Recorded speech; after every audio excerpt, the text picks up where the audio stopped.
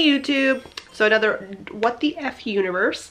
Today we are going to be talking about Mercury, or what Mercury represents in your charts and all of that.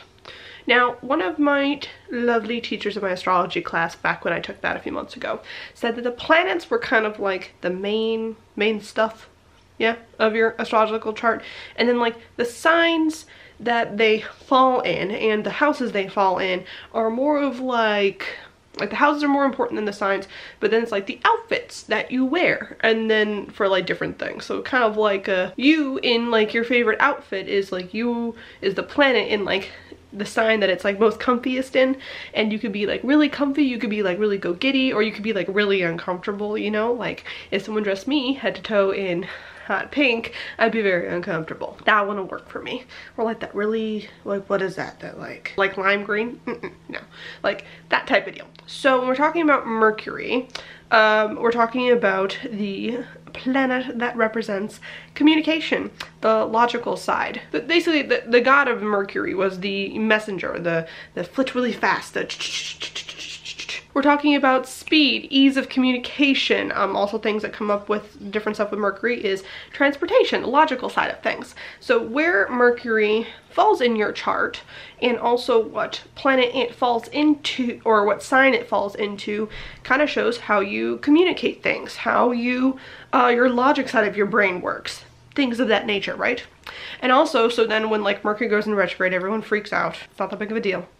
Like, I like to prep for my retrogrades and I'm not so freaked out. I didn't prep so much as we transitioned into this recent Mercury retrograde. And so I had a little bit of like, whoa. And I was like, oh, that's right, you didn't prep for this.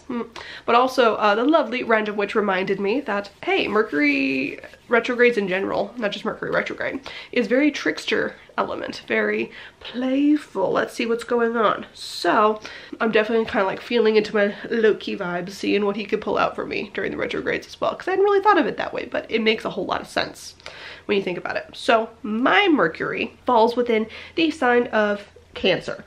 So if I think of Cancer with the rising sign, I had a lot of issues with that until I like kind of looked at it from a stranger's point of view in a sense. And I could see more Cancer aspects come out while I interact with people I'm not necessarily comfortable with. That made a lot of sense.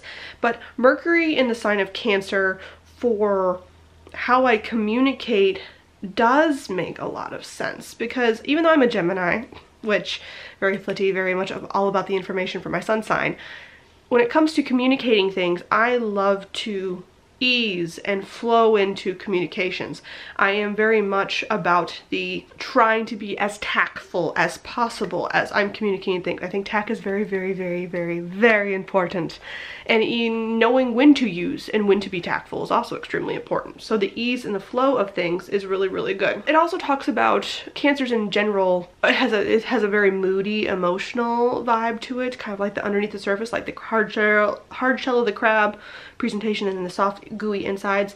And so that's, I think, communicating effectively, tactfully is also being effective when turning your emotions into a logical thing that could be communicated, right? Some people don't really know how to describe their emotions any way, shape, or form. And I definitely spent a lot of time focusing on the emotional side of myself, not so much to feel into my emotions, because sometimes I have a real struggle with that, but I definitely do it to communicate better. I do it to express myself effectively to others, and so that we end up in a better understanding with one another, right? Like it doesn't work as well if everyone's like, I don't, like, oh, I think I see what you're saying, but if you don't understand how I feel, then we're going to get into a whole bunch of ups and down communication. It's funny because my Mercury also then falls into what house it falls into, can also talk about your communication and self in general with that part of your life, like how good are you communicating that part of your life, your needs in that part of your life, etc. And so, like, always think about the transfer of information, or the, you know, exchange of things. I don't know, I have a good memory, which it also says when I look at different websites, that's something that also pops up, is if you have your Mercury in Cancer, you have a good memory. And I do, but I don't know, it's interesting. It was definitely a skill I had to evolve into. I wasn't so good in the very beginning of my life at communicating my feelings and stuff. It was a skill to adapt. It wasn't an intuitive type of deal. I had to like lean into that a little bit, which from the thing I'm reading off of right now, that definitely is something that apparently happens when Mercury is in your 7th house. But also talks about intuition a lot. The idea of being able to understand intuitively what is happening. And that is definitely something I used to be really, really good at, and I've kind of like, it's trailed off a little bit now, so it's a skill that I need to maybe retune. You know, there's certain things that where I think we become really good at something. And if our chart leans towards that, that's great.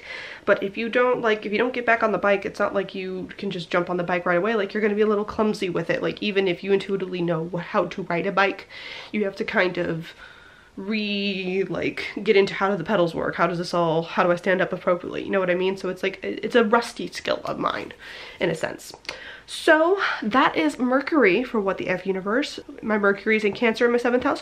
Where is your Mercury? Is it aligned up with a sign that you feel does really speak to your way you communicate and how you receive and take on information? And does it speak well to you translating different emotional and logical things? Or do you feel like it's totally out of whack and that makes no sense as to who you are? I'll leave that in the comments down below.